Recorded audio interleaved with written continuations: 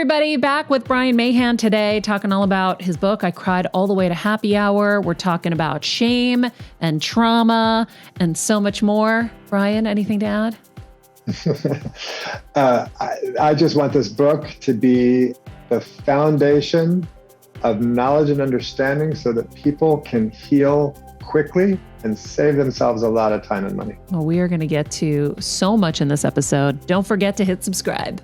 Hello, everybody. Welcome to Better Together. When you know better, you get better. That's our goal here every single day. We've got a great show for you today. Very excited. We're going to talk trauma and shame, how to heal all of those things with the great Brian Mahan, who has been working with me for the last year since it's been a year. I started really kind of coming apart when I was losing my mom. And it has been a year, which is crazy. So we're going to chat with him. But first, our quote of the day: shame is ubiquitous in the human experience. It's practically human nature. Beyond a shadow of a doubt, one thing I know that you and I have in common is shame. And we want to have shame. It's not necessarily always a bad thing. If we didn't have healthy shame, we would all be sociopaths. And there would be no rule of law. It's the toxic shame that we can do without.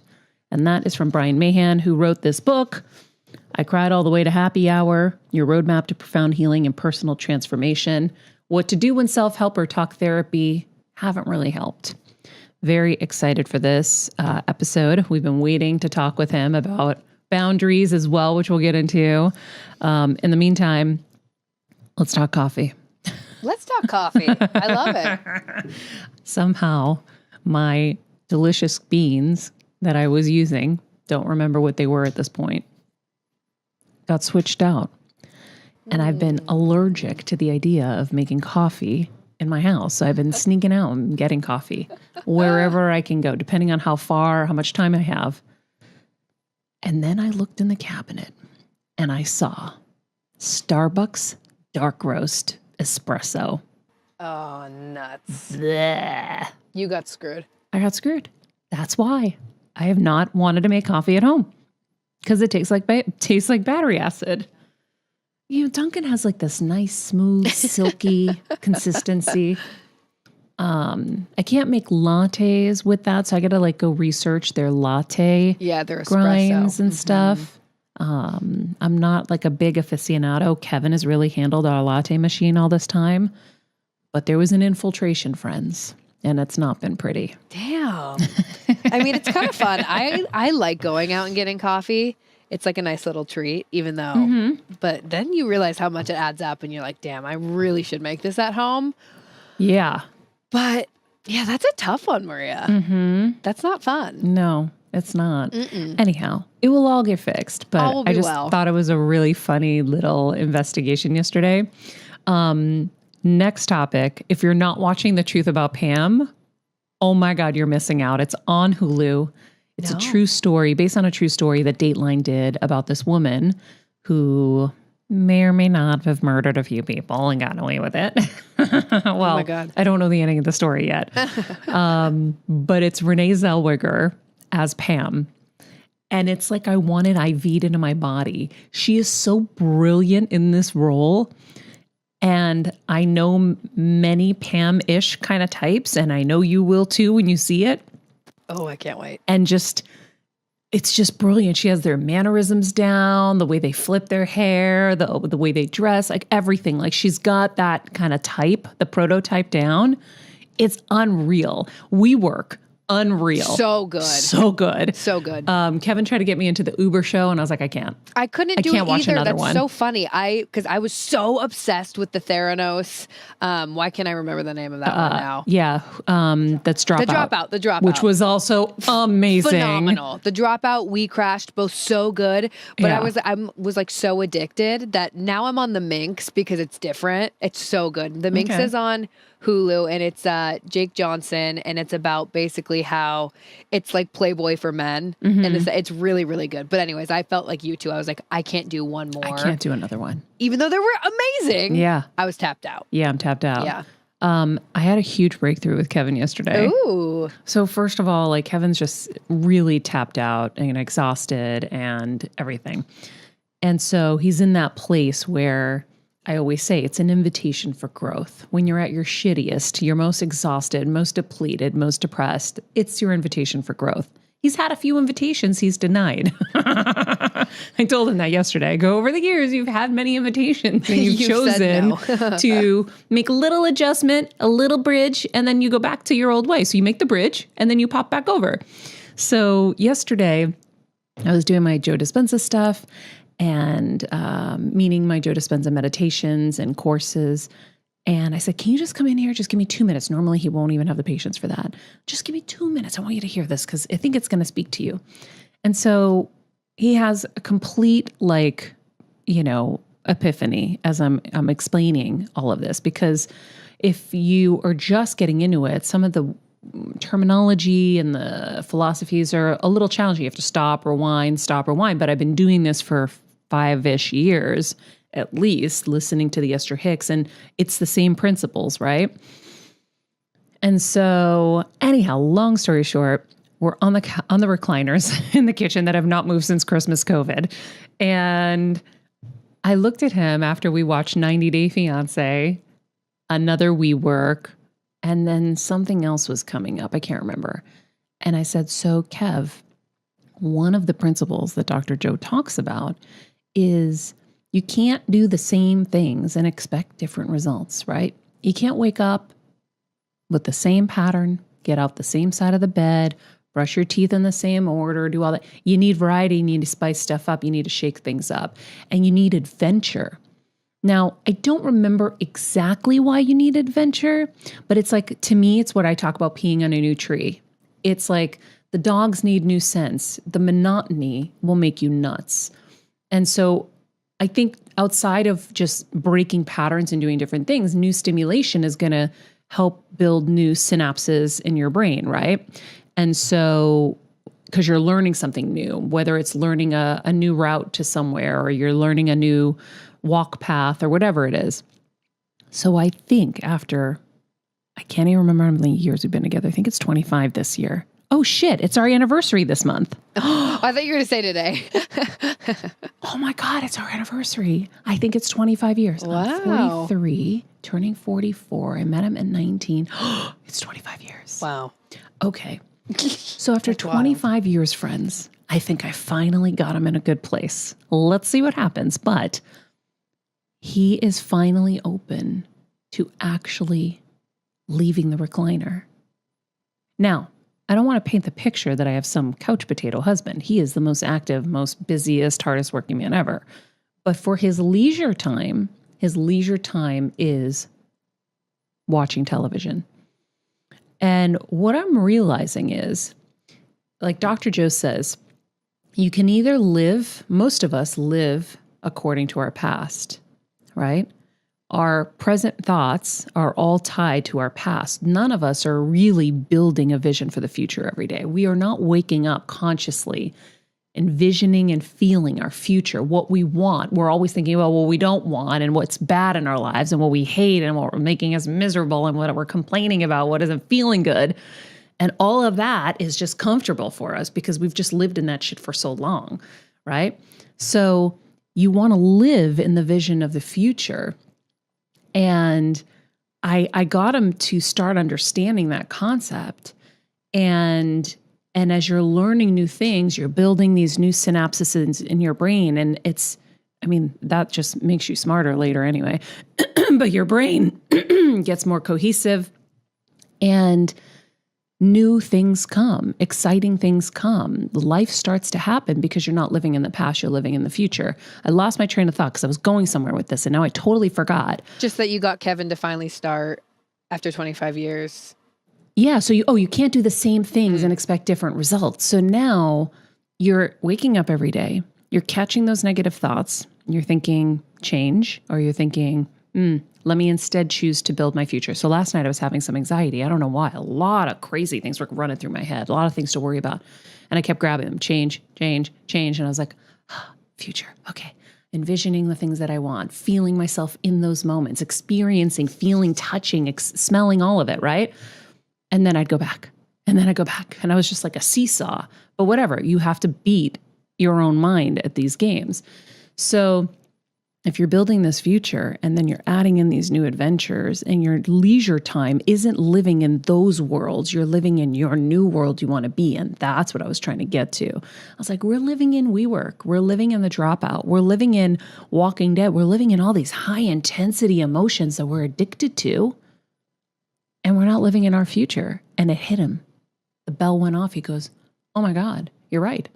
I said, so we need to go experience stuff. There's so much to see in California. Let's start driving. We have an electric car, so we're not going to be bound by gas prices. Let's go. Let's experience stuff. He's now going to take some classes because he wants to learn new things. He did do it for a split second a long time ago, but it's very exciting. That's very exciting. Mm-hmm. He needs that. That's really good. We all need it. We all need it. Oh my God. We all need it. And when you talk about the adventure, what came to my mind is it's that childlike play, Mm-hmm. right? Yep.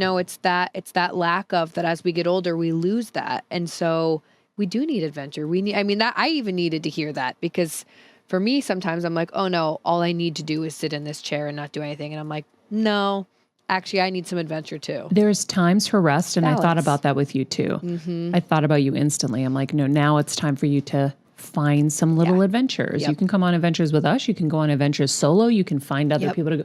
You need to just, Agreed. like Seal Beach is friggin' everything. Have you ever been? Mm-mm. Oh my God. It's like just past Malibu. You go and you got to climb some very dangerous rocks. Not going to lie. I ended up going not knowing what I was doing and I thought I was going to die. Oh my God. But you end up with hundreds of seals. Yeah, I know. It's epic. It's amazing. It's so beautiful. Oh my God. And then you almost die leaving. Cool. But, Perfect. but if you wear the right shoes and you're really slow and careful, it's epic. Oh, but there are love so that. many things to do and experience. And we're limiting ourselves to, what our mundane routine kind of thing is. Yes. So for you, you're living in your new area. Try different coffee shops all the time. Try different lunch places. Explore. Go explore. Like walk here, walk there, like whatever it is.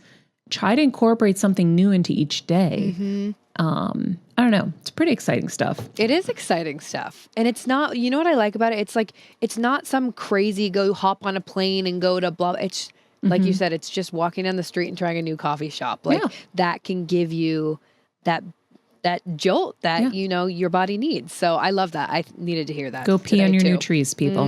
I'm going to talk more in depth about that stuff that I've been learning in this course because it's pretty unbelievable and so kind of simple to apply. It's just changing your thoughts, and your thoughts change your reality.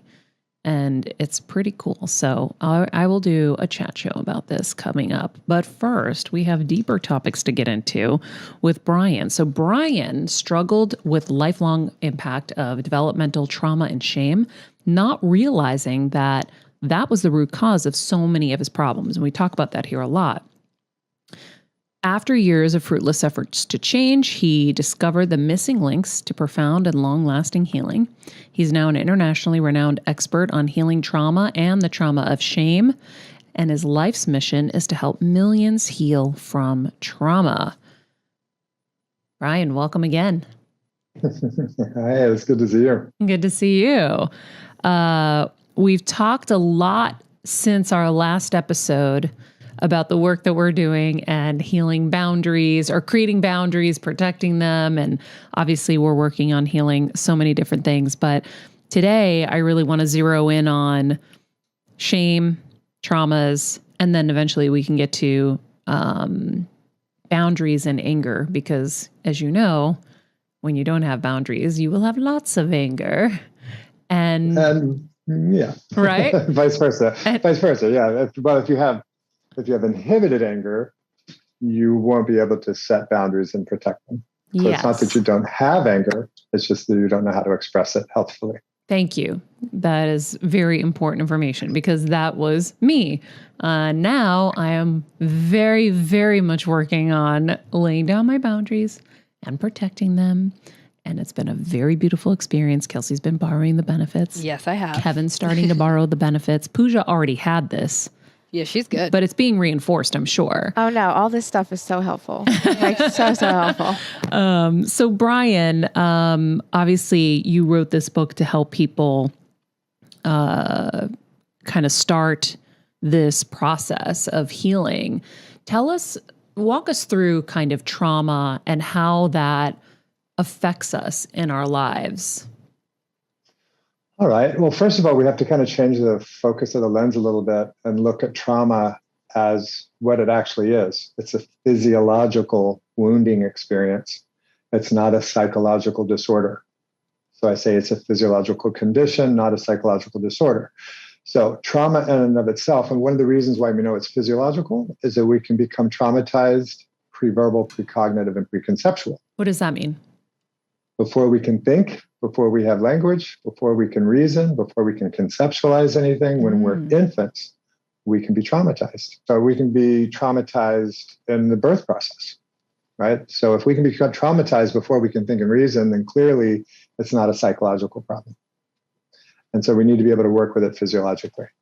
And so in really simple terms, if we think about just survival strategies, survival mechanisms, right, which are instinctual, they're not cognitive, we don't think about the things that we need to do in order to survive. These are animal hardwired drives within us.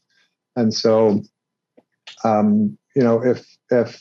if our system is experiencing some sort of threat, whether it's perceived or real, our nervous system goes into arousal to mobilize the body to get ready for that threat.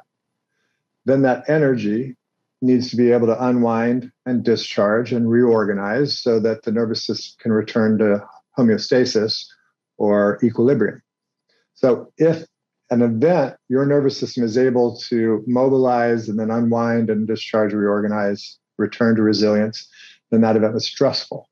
If for any reason that process gets interrupted and it leaves kind of like a stuckness or a holding pattern or leaves you in a state of high hypervigilance, then that event we consider traumatic. And so it really is looking at what's happening in the nervous system that determines the difference between stress and trauma. So how do you know the difference between stress and trauma? Like, how do you inside yourself know that all that reorganization, all that stuff didn't happen? Well, because it shows up. That we have these reenactments and patterns and habituations and vicious cycles in our lives. And so anytime, and we can also have the experience of an emotional reaction being disproportionate to the experience. So if the grocery store cashier shortchanges you and you lose your mind, then clearly there's some discordance there in this emotional charge in the system that event is triggered, right?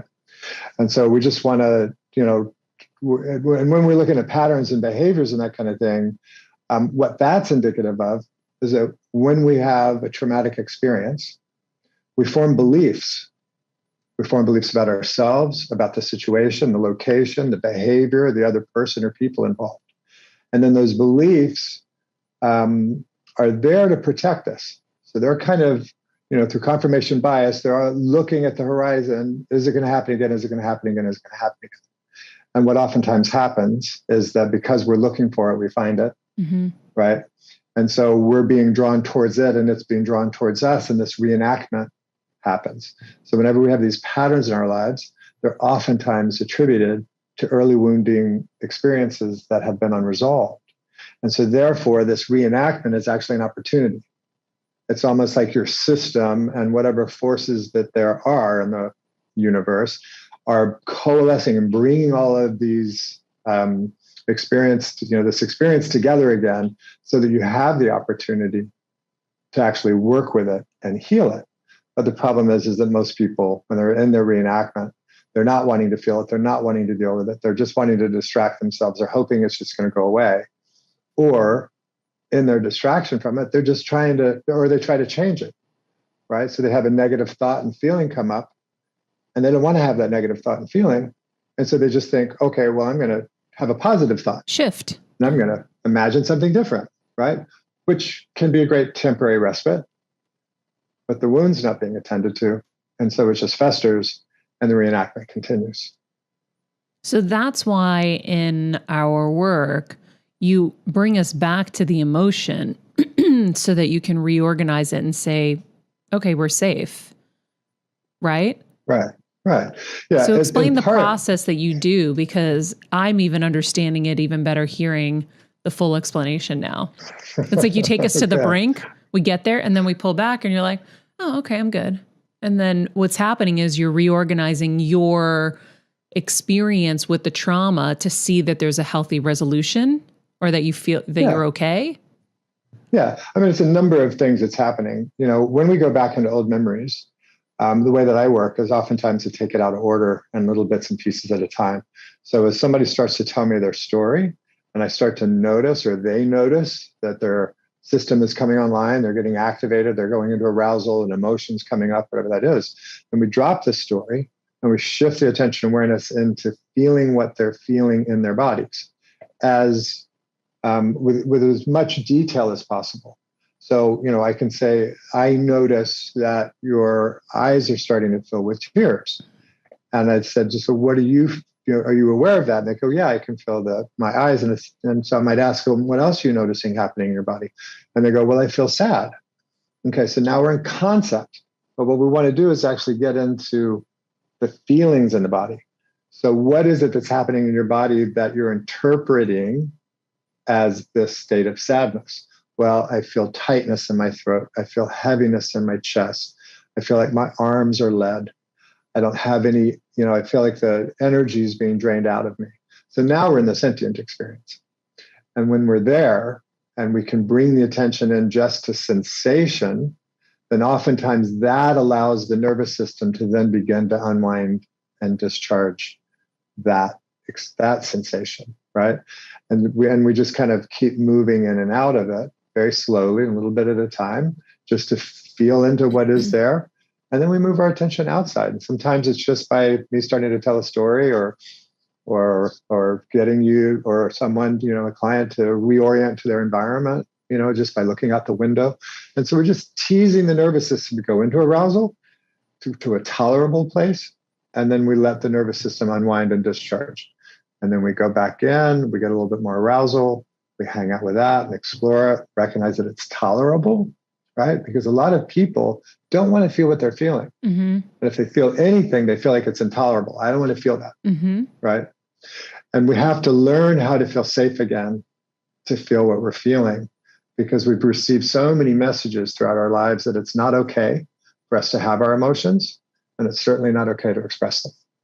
So what's the difference between me shifting out of that feeling in that kind of aroused state and you taking us there and then telling a story, moving out? Like, what is the difference between those experiences where yours heals and mine just keeps perpetuating? Well, because a lot of times what happens is, especially even if we think in traditional talk therapy kinds of approaches, there's this idea of moving to catharsis, this big emotional release or expression. And catharsis can feel good afterwards because it does, get the system flooded with endorphins and adrenaline and serotonin and all kinds of things. So can be almost kind of a bit of a high after these emotional expressions. But a lot of times, if we're just kind of going into it and wallowing in it, we're re-traumatizing on some level, because the lower brain, the body, doesn't really understand that it's not happening, that the event that we're having the emotion around isn't happening again. And so even though we might have that emotional release, we're not actually working with the nervous system to unwind and discharge. So that's why, it's incremental. It's important to do it incrementally. I don't really want to let a client get to the point where they're completely flooded, where they're in overwhelm with what they're feeling, or to collapse, and shut down. And so, it is just kind of a slow moving in and out. It's called titration and pendulation, which means titration is a tiny little step, and pendulation is just moving from one thing to another. And so we're in the trauma vortex, or the pain, or the sadness, or, whatever the emotional expression is. And then we pendulate out and bring the attention awareness to something that's pleasant or gives us a sense of safety or well-being. And then the nervous system can recognize, oh, I'm not in that situation anymore. I'm in this room at this time, at this place in my life. And then that expression of the nervous system can reorient to, oh, I'm safe now. And it's okay for me to feel this. It wasn't overwhelming after all. Because a lot of times the greater part of feeling anything is our resistance to feeling it. And so is the healing then done in that process of repeatedly feeling safe around those emotions so that later you're not triggered by them? Well, yeah. And part of it is more toleration, because we want to be able to feel, right? And so every time we're kind of leaning into the edge of a feeling and then coming out and letting that all kind of reorganize, we're also gaining a greater sense of safety around feeling what we're feeling. And so, yeah, we want to feel safe when we're enraged. We want to feel safe when we're sad, right? We want to feel safe feeling those things because, as human beings, we have this emotional expression. There's a reason for it. It's not an enemy. It's not that something is going wrong. It's that something is happening that's right. These emotions are just trying to get our attention. And it's communication. And the most important part of any communication is listening. And so the way we listen to these emotional reactions or experiences is by feeling them. But we have to learn how to feel them, and we have to increase our ability to tolerate, what we call our banks of toleration, right? So that way, we can move freely from one emotion into another. We should be able to, in the same day, be really pissed off, frustrated, excited, elated, joyful, and disappointed, right? We should be able to move between all of these emotions because our emotional life should be situational and relational. We go to the queens in the booth. Are you following everything? Yeah, Okay. actually, I am. Any follow-up questions before I move on? No, you go. No, you go. I don't have anything right now. Actually, Okay. I'm good. So if unresolved, these traumas will continue to run our ride.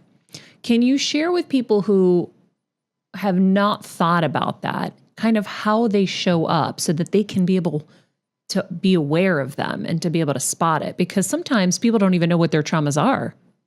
Oh, absolutely. Yeah. And that's part of, the challenge sometimes around trauma is that people don't think of themselves as traumatized, right? We have a tendency to kind of think of trauma as these great big capital T traumas. And for many years, trauma was synonymous with veterans of war, right? Trauma and PTSD was the only way we were looking at trauma. And so now we're recognizing that there are these little T traumas, right? That the system, our bodies can actually handle a big T trauma sometimes easier and more effectively than it can the sustained little T traumas, which I call death by 1,000 paper cuts, right?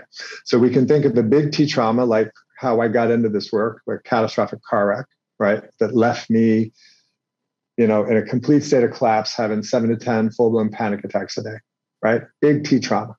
And it played out by me having all of this anxiety and panic, right?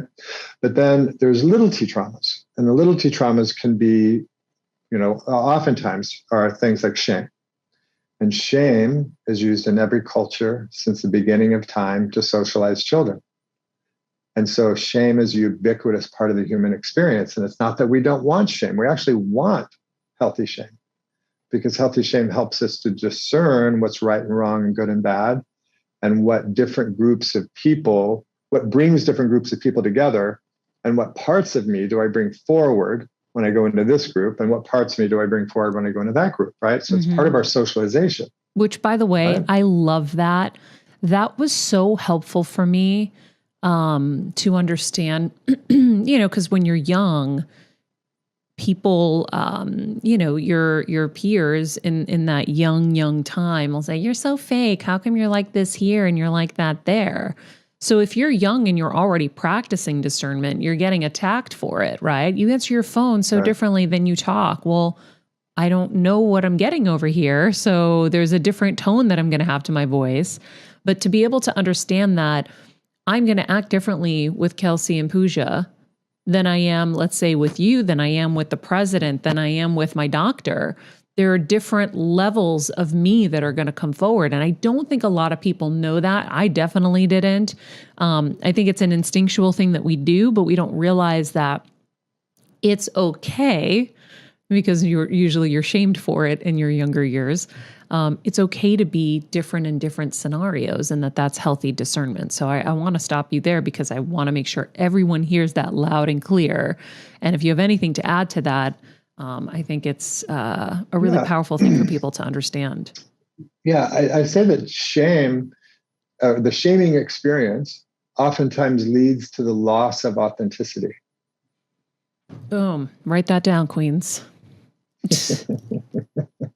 Right? Because the messaging that we're getting through these shaming words or nonverbal cues, like somebody rolling their eyes or giving the side-eye glance or going, talk to the hand, right? All of these nonverbal cues, as well as the words that we are inundated with that are shaming, teach us the underlying messages. That part of you, I don't like. Don't ever talk like that again. Stop being that way. Be this way. Think this way. Do these things. Don't do these things. And so as children, we're so malleable, and we have this extraordinary drive to please because we have an instinctual drive to remain in favor. Because as infants and children, if we fall out of favor, we run the risk of dying, right? We're 100% dependent upon others for our well-being. And so we have this hardwired drive to belong and to fit in and to please. And so when we're being shamed, we're getting the message, you don't fit in, you don't belong, or that part of you, or that behavior. And so we lose our authenticity because we start compartmentalizing parts of us. Or we start suppressing parts of us. And sometimes we even start to try to kill off parts of us entirely. And so when we're healing shame, we're actually working on expanding the container of who you are large enough to remember those dismembered parts so that we can reclaim all of who we are. And we have to recognize that we live in a polarized universe. So there's going to be the polarization of opposites within us. Right? There's a part of me that loves to be in great shape. Then there's the part of me that lives in Mexico and loves to eat really good food, and those two things don't go hand in hand, right? So there's the discernment of, okay, if I want to be in really good shape, I have to set the boundary of time for myself to work out, right?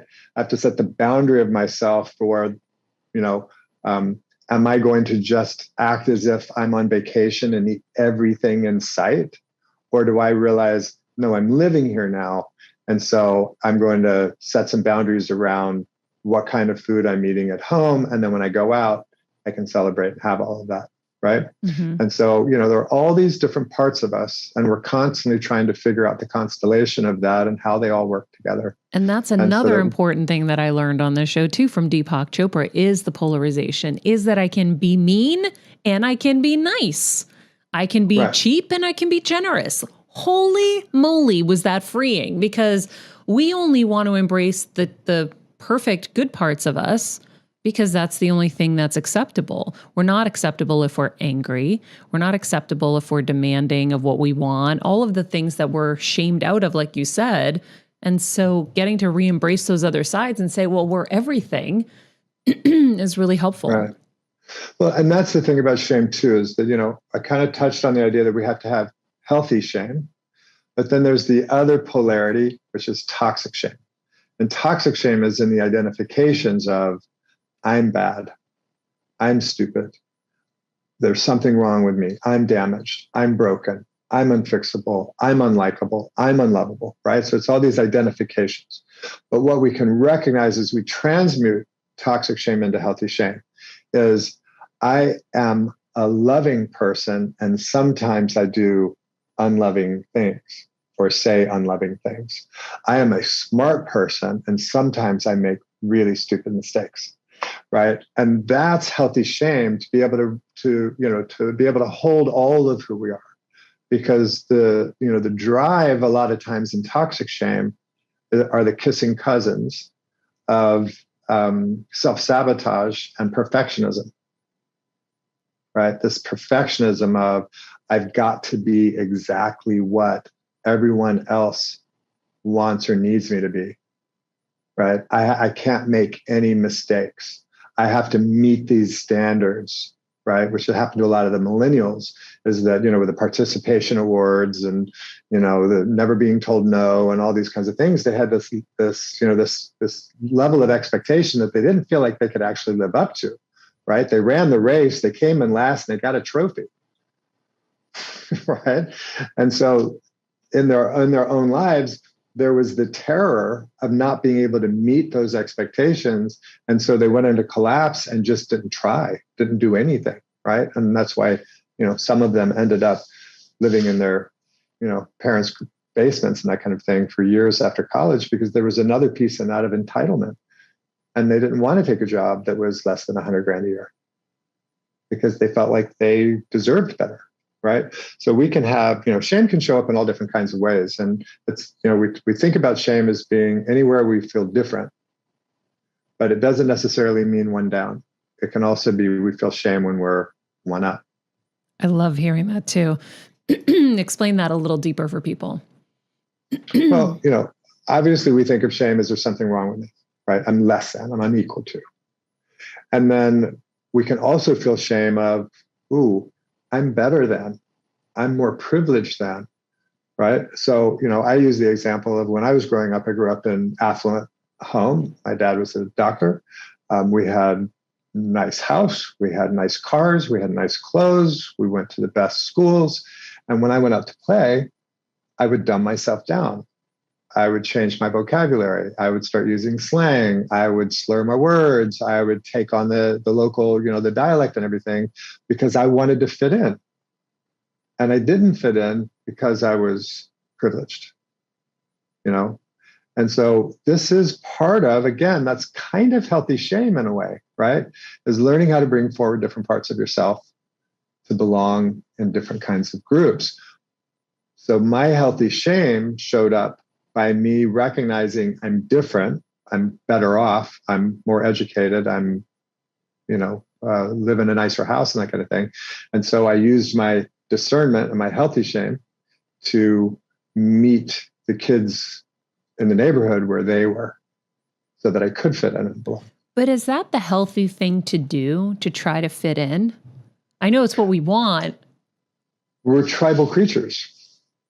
We're designed to be in groups. The trick is to determine what groups do you want to be a part of. That's really where it comes down to, right? And that comes down to your North Star, right? Your own sense of self. What matters to me? What are my values? What are my principles? What do I like? What do I not like, right? And then it's a matter of finding those tribes that are in alignment with your own sense of self, to try to fit in to a group just because you think that group has status may not necessarily be the, a healthy part of healthy shame. Although you can certainly learn how to do that. You can learn how, and that's what, scammers and grifters do. Right? The Tinder swindler. The Tinder swindler. Yeah. They figure out how to fit into these groups that they don't belong. Right? So funny. And now I'm thinking about the Tinder swindler and how he's just created this whole new life for himself and everyone thinks he's amazing. Anyhow, you talk about building the foundation for healing. So what does that mean exactly? Well, excuse me. For me, the foundation for healing is having to first recognize that we have these original wounds. Our early wounding experiences inform and form us into who we are.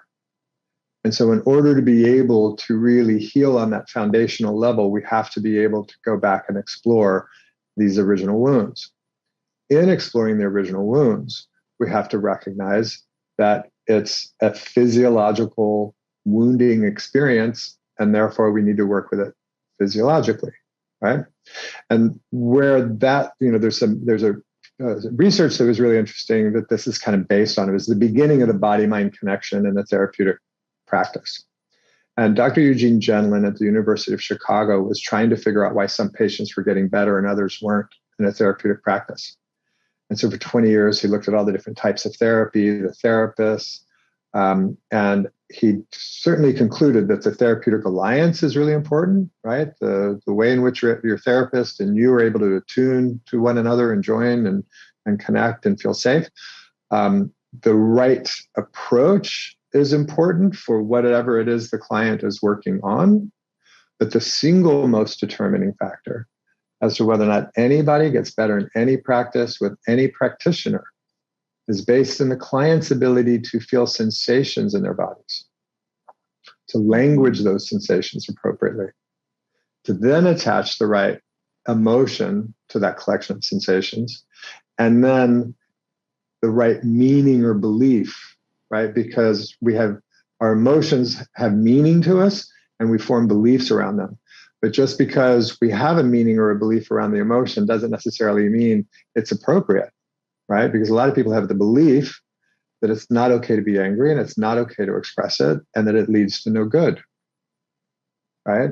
And that is a limiting belief that will keep somebody's anger inhibited to such a point that they won't be able to set boundaries and protect them, right? And when we don't have healthy boundaries and we're not protecting them, it's really hard to have self-esteem and self-confidence, right? Because again, our own boundaries, our yeses and nos, create our North Star. And that North Star is what we orient to when we're confident. This is what works for me. You can have your opinions, and I appreciate your opinion, but your opinion doesn't impact and affect me because I know what's right and good for me, right?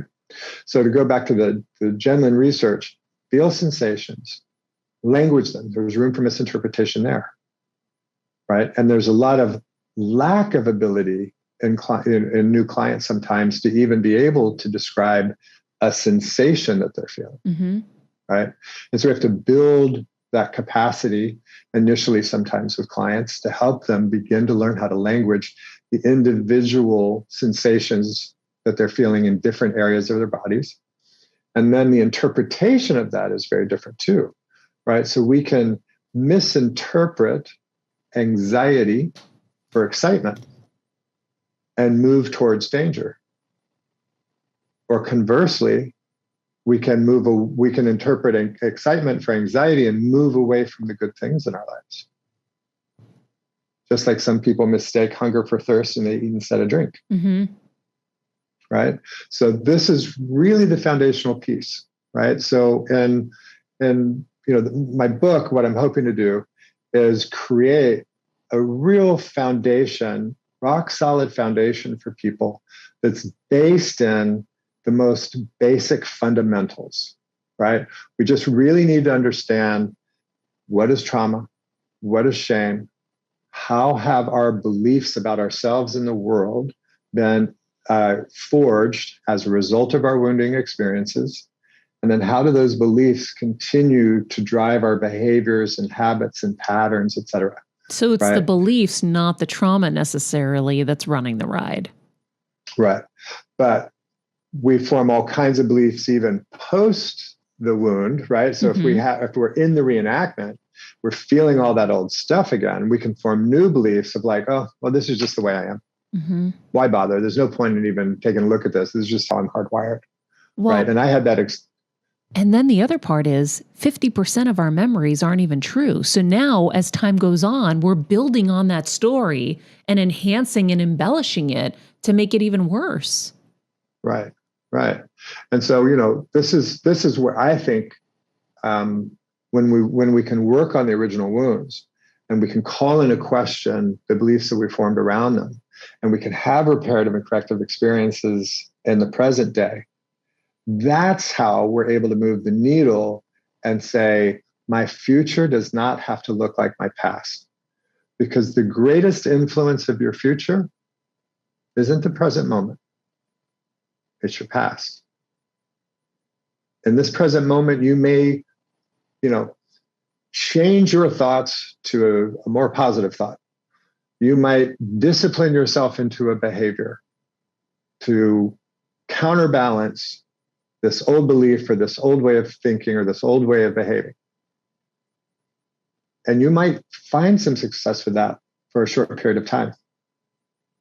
But then the old beliefs come back, right? Because something happens that triggers the old wound, and then the old belief shows up, and and then it will interfere and knock you off the pedestal of whatever progress you've already made. And then when that happens, you go into a shame spiral of what's wrong with me? I just can't seem to ever make any headway. Every time I start to make, some gains in my life, it just gets taken away from me. So why bother? I quit. Give me a piece of chocolate cake. Mm-hmm. So is it safe to say, if you're trying to identify that, identifying your triggers will help you figure out what the original trauma was?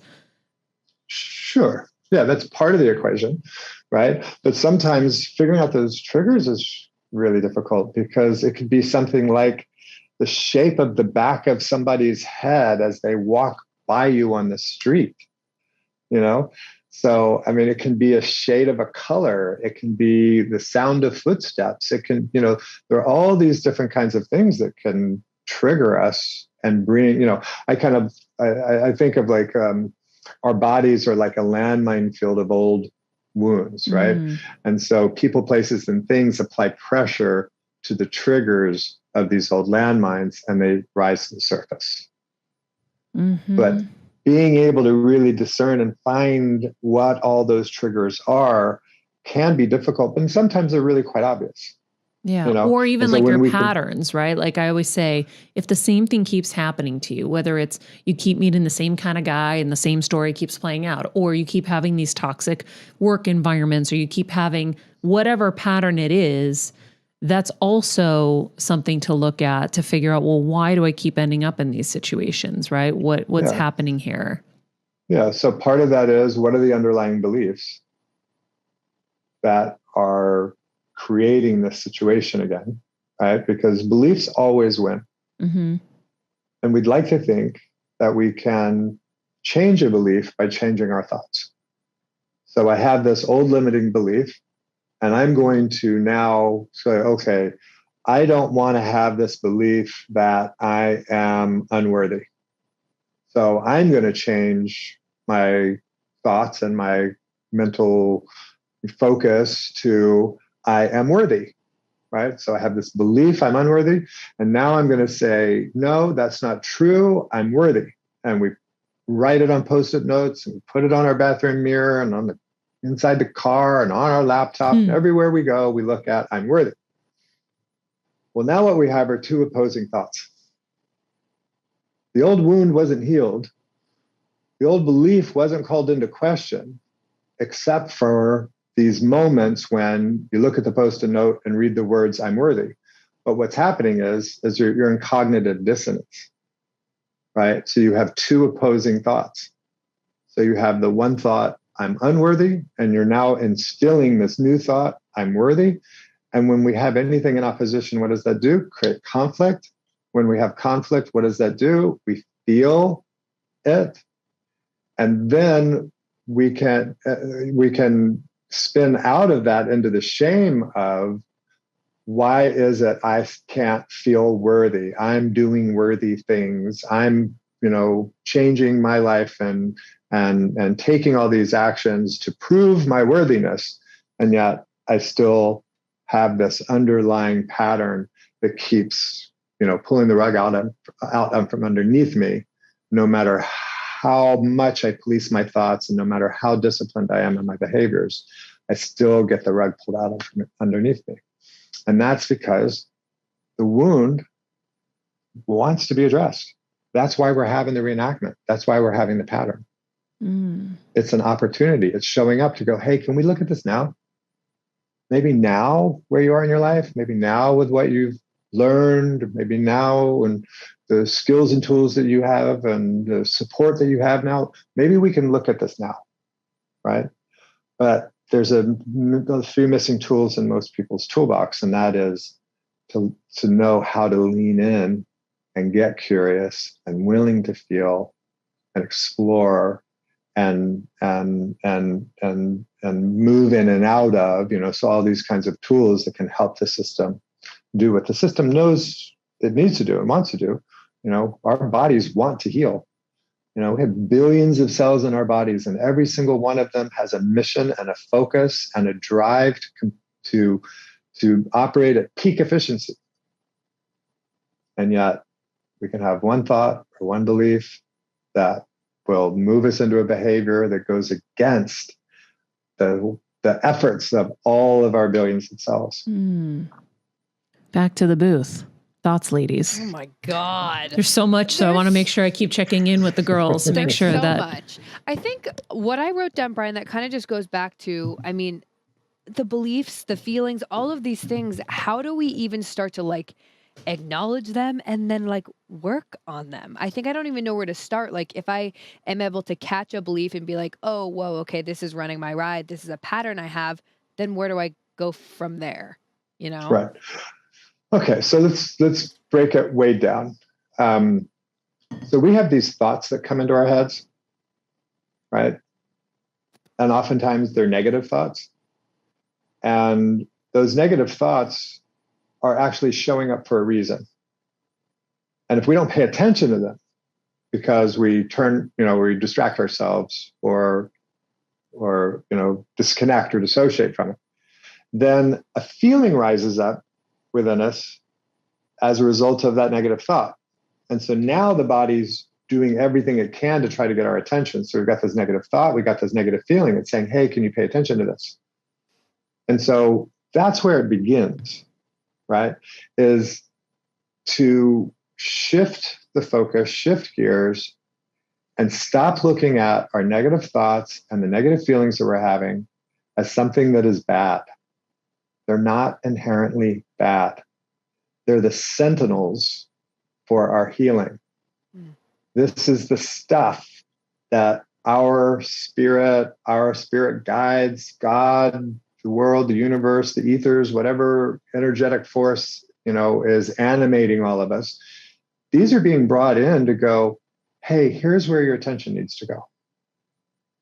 But most people don't do that. They move their attention elsewhere. And so that's the first step. Then, sometimes we can just have a feeling, right? Like anxiety. We may not even have an understanding of where is this anxiety feeling coming from. But I feel an elevated heart rate. My palms are sweating and my breath is short and shallow. And I'm starting to get tunnel vision. And I feel like I'm going to crawl out of my skin, right? So we have all these feelings coming up inside of us for a reason. To get our attention. The most important part of any communication is listening. And so when the body talks, it talks through sensation. And so our job is to listen to it, to pay attention to it, right? Then, so we've got, the thoughts that are coming in and the feelings that are coming up. And then we also have these beliefs. And sometimes we know what our limiting beliefs are because we're hearing those voices in the back of our head. Sometimes, we don't know what they are because we can also have embodied beliefs that we formed in an instinctual way for our survival before we could actually think and reason and speak, right? So if you use the hot stove to, help you stand up as a toddler and you burnt your hands really bad, your body has come to believe that object is really hot and dangerous and not to go near it. Right. So it's an embodied belief. So, we have to, first of all, become willing to go within and do the inquiry. Where are the stress points in my life? What are the things that aren't working? What am I frustrated by? What annoys me? Right. Then we're going to start getting a better understanding of where our tension points are.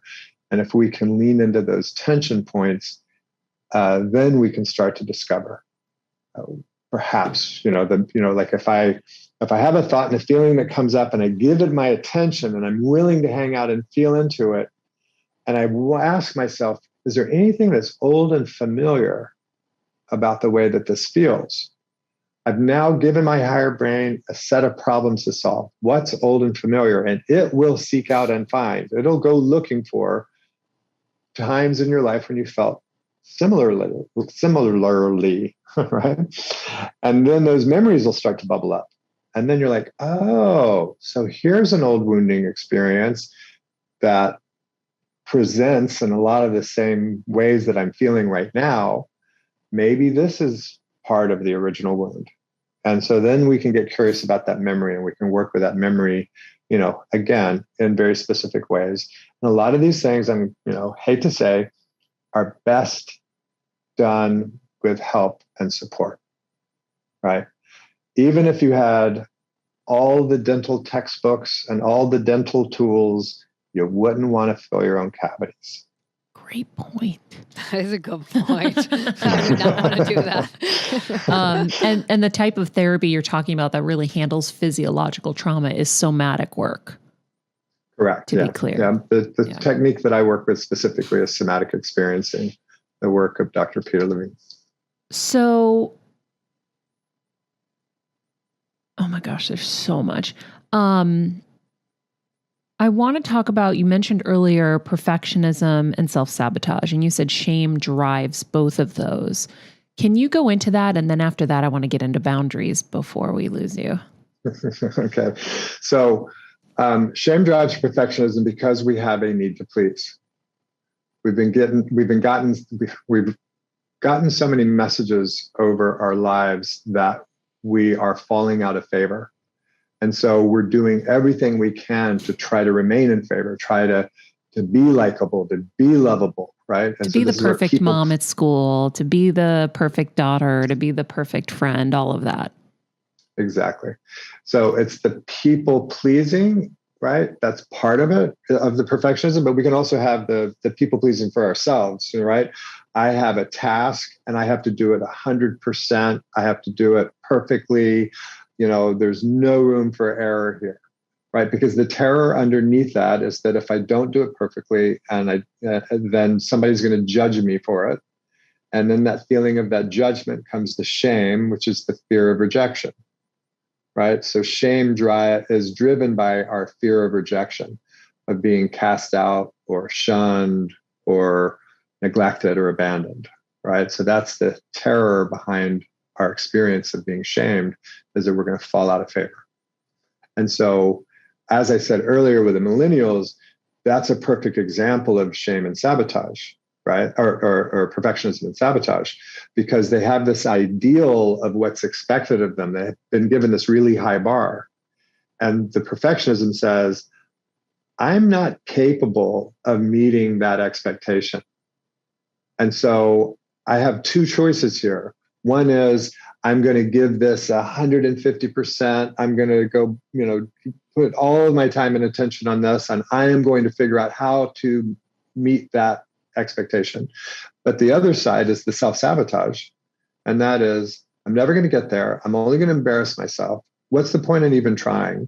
So I can't fail if I don't apply myself. So I'm not going to apply myself. And who is that hurting? That's just hurting yourself. And so that's the self-sabotage. Okay. Boundaries?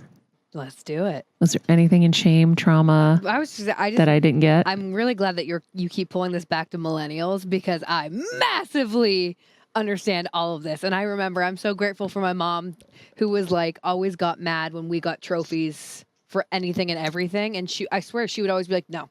You don't get a trophy for that. And Deb's badass. But I'm so grateful, because it's so true. And I see so many of my friends who it's like they won't even try because they think that they can't. And I don't know, it's just so crazy. So let me get this straight. So a lot of kids have these shelves in their bedroom with all their trophies, and your mom had a closet for all the trophies that you couldn't keep. Well, she would just be like, She never reinforced it. Exactly. She told you. Exactly. So, but I'm grateful. We're going to hide all these trophies. She's like, you don't. but she would, if I deserved it and I earned it and I actually, did win or whatever, of course she would be like, yes. But she's like, no, you don't get a trophy for participating. Yeah. Like, so, but that's why you stick out so much, Queen. Well, thank you. I've always told you that. It's because your mom was so real with you that she was. She's not like, Yeah. doing any of that stuff. Yeah. I think my one question for you, Brian, is for someone who it's like they're listening to this and they're like, oh, wow, that's me. I'm self-sabotaging or whatever. How would you go about like getting out of that? Is that, is acknowledging it like the first step and then? Sure. I mean, as with anything, acknowledging it, having some understanding around it is helpful.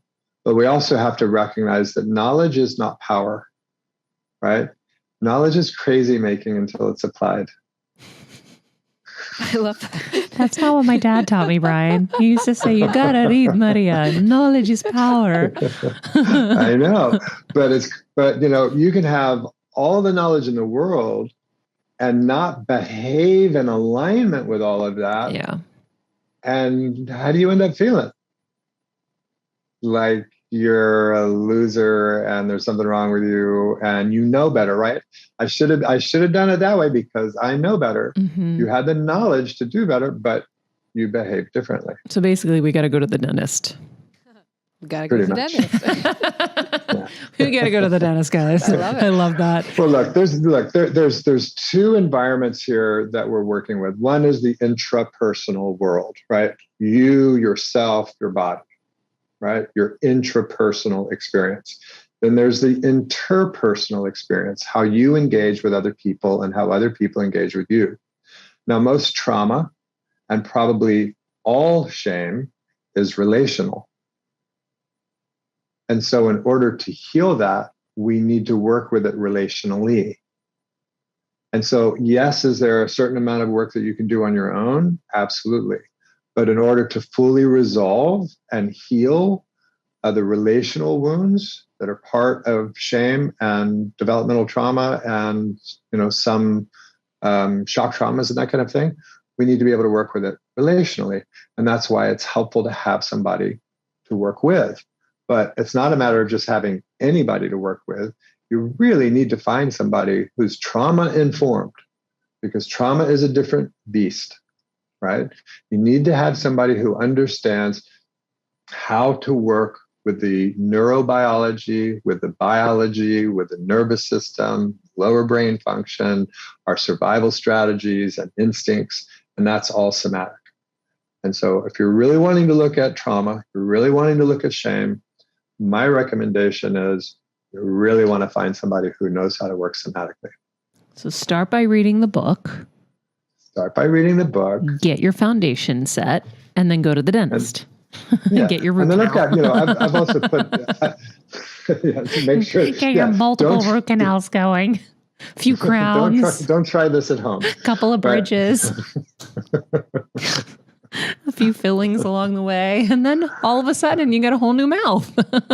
Right. And as I say in the book, you also don't want to go to the dental hygienist for a root canal, right? Yeah. You want to find the right kind of practitioner. Yes. That's all, right? But there is a lot of work that you can do on your own. The idea of this book is to build your own foundation so that you show up ready to rumba when you find the right support. Mm-hmm. I want this book to save you time and money. I don't want you to just go to somebody and flail about, which is what I did initially, right? I mean, I had an amazing practitioner, but I don't remember getting a lot of the physiological education and the psychological education and that kind of thing. And I kept walking out of the sessions every time going, what the hell just happened? I don't feel like that after mine. After mine, I'm like, guys, you got to hear this. This is amazing. But yeah, no, it's true. I think you got to know it. Yeah, and that's why my approach is it's educational and experiential. I want you to really understand what's happening so that you're not just thinking this is some sort of like, another magic pill or something like that. No, this is neurobiology. Mm-hmm. This is animal behavior. This is how we're wired as human beings with a drive to survive and a drive to thrive. Right? And so sometimes we have to get that survival sorted out first so that we clear away the static and then we can really begin to thrive, right? So this book is get yourself ready so that you show up and you can start the work far ahead of the game and expedite the process, right? And have it be much more impactful and profound session to session to session. Yeah. Right. I think also what you were saying about knowing how to describe and have a vocabulary to the feelings and sensations in your body, I think that's the hardest part. It was for me too, because when you're so disconnected, and a lot of us can be, I think that's the part that you should start to tune into when you are feeling things is where am I feeling it and what does it feel like? So you can have a vocabulary going into this. Yeah. And I've put resources for the book online. And so that's kind of, it's part of it. I actually have a sensation word list. So you can kind of, go through and start to identify some of these the sentient language, as it were. And then I put it online so that over time I can update it and add more tools and skills. So once you have access to it, you have lifetime access to it. And I've got, my guided meditations, the 5s are on there, and then the chair meditation and all that kind of stuff. So there's a lot of tools and great things that you can start doing right away while you're educating yourself and building this foundation and finding the right practitioner so that you're really ready to roll. I love it. We'll put that in the summary so that you guys can find the website easily. Okay, Queen. So we learned more about shame and trauma. Any of that helpful to you? Oh my God, all of it. Brian's, I feel like, he just puts it in a way. And I think that from his first time on the show to now, it's like, I think I'm learning more, but he's explaining it too, where it's like, oh my gosh, it really resonates with me. What did he say? The lack of authenticity comes from shame. That killed me. And then the reclaiming those dismembered parts of you that also shame has destroyed. I was just like, So yeah, a lot of it resonated. Yeah. Resonated. And then expanding that container so you can fit everything. Right. So cool. Pooja, I'd love to hear from you. Yeah, I think my biggest thing too was that you lose your authenticity with shame, and I never really heard it be put that way, but it's like those little side glances when you act a certain way, those eye rolls that can really make you feel bad about doing something, and you don't maybe even know that you're suppressing that behavior or that part of yourself because it's such a subtle way. They're not stop doing it. They don't tell you it outright, but internalizing all those, little nonverbal cues. Exactly. Yeah. Exactly. And that how it can really affect you. Right. And since you're from childhood, if you're talking too much and your mom rolls your eyes at you or stuff like that, and then you're like, oh shoot, maybe I should just stop doing that. And then maybe you suppress your voice, and that can carry on to adulthood, as we learn on the show, what happens in childhood is what affects you as an adult. So that was really interesting to me. The other thing that really stuck with me was the cognitive dissonance. And he and I talked about that the other day, but it's just the idea of a belief, and then but what we have learned to believe being or not matching up together. I'm trying to use my other hand, but I have to press the button.